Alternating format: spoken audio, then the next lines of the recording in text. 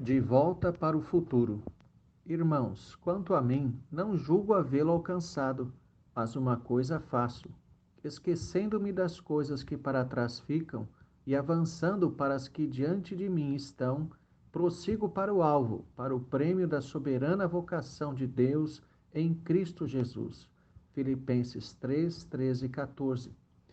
Para todo aquele que foi convertido vindo do mundo, isto é, não nasceu em lar cristão, nitidamente sua vida tem um AC e um DC. Percebe-se nitidamente uma transformação marcante e radical a partir do momento que encontrou com seu Salvador. Da mesma forma que o Senhor foi ao encontro de Saulo no caminho de Damasco, em algum ponto do caminho de nossa vida, ele também nos interceptou. Percebemos sua glória, nossos erros e enganos, passando a odiar o pecado e a amar toda a santidade e justiça. O apóstolo Paulo, escrevendo aos Filipenses, destaca a necessidade do avanço na caminhada da fé. Nosso alvo está sempre à frente.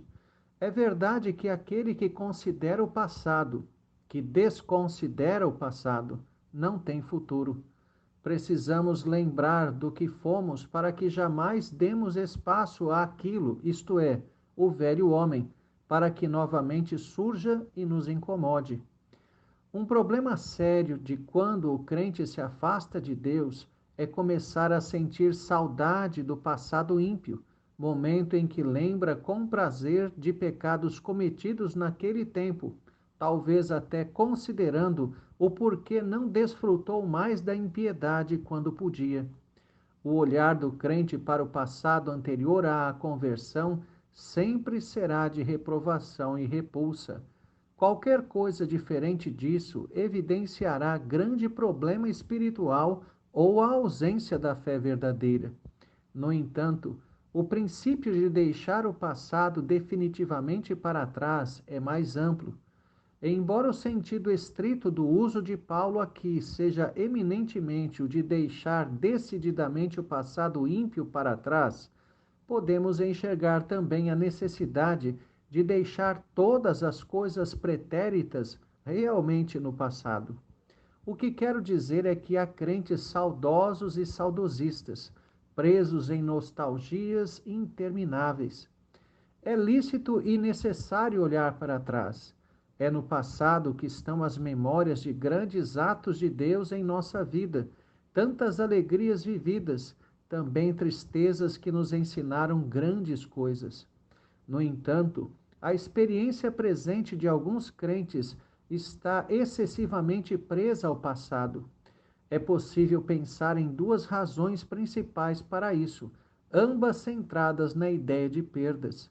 O primeiro sentido indica a pura nostalgia. Há crentes que olham para trás, para as experiências e acontecimentos vividos, para a comunhão dos crentes e a realidade da igreja, até mesmo para a própria sociedade, como se fossem muito melhores do que aquilo que se vive hoje. Particularmente acredito nisso. Conheci pessoas que andavam 12 quilômetros com os calçados nas mãos para ir à igreja no domingo. Ao chegar, lavavam os pés e punham o sapato em respeito ao momento de culto. Tive o privilégio de ter comunhão com um presbítero que percorria quase 30 quilômetros de bicicleta para realizar o trabalho em um ponto de pregação.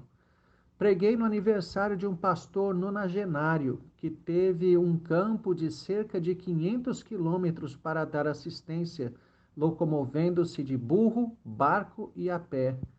Esses crentes literalmente não mais existem. É provável que possamos encontrar algum preservado miraculosamente por Deus em algum lugar nos rincões da nação. O que se vê hoje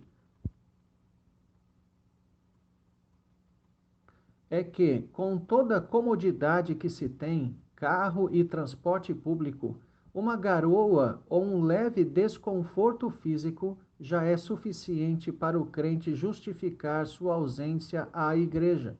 No entanto, não podemos olhar para o presente e para o futuro como se a vida tenha menos valor. como se a presente igreja e sociedade não valham mais a pena. Pelo contrário, o exemplo dos que já se foram é a nossa torcida. É como se fossem os gritos na arquibancada dizendo a nós que atuamos hoje: eu consegui, você também conseguirá. Hebreus 12, 1 a 3.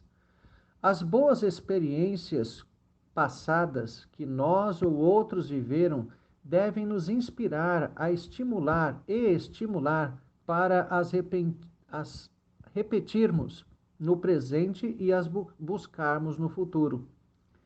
E é e será o mesmo Deus que realiza e realizará a sua obra na mesma igreja. Outro motivo que leva crentes a fixarem o passado são as perdas, acontecimentos traumáticos que deixaram verdadeiras cicatrizes na alma, quiçá feridas ainda abertas. Tal acontece quando não aceitamos a vontade de Deus quanto a aquilo. Lutamos ainda contra o acontecimento, questionando ainda hoje em nossa memória o que ocorreu há tanto tempo. Devemos entender, em qualquer dos dois casos, que nesta vida somos atores de cenas que passam, bem como seus sujeitos.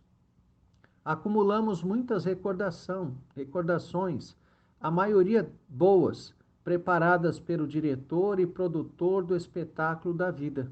As memórias são um olhar para o passado, necessário, mas que não podem prender nossa visão. Isso implicaria desvio do caminho e possibilidade de tropeço. Tudo o que se vai abre oportunidades para o novo, outras coisas que o Senhor tem preparado para aqueles que o amam. Espere as coisas melhores que virão, muitas delas surpreendentes.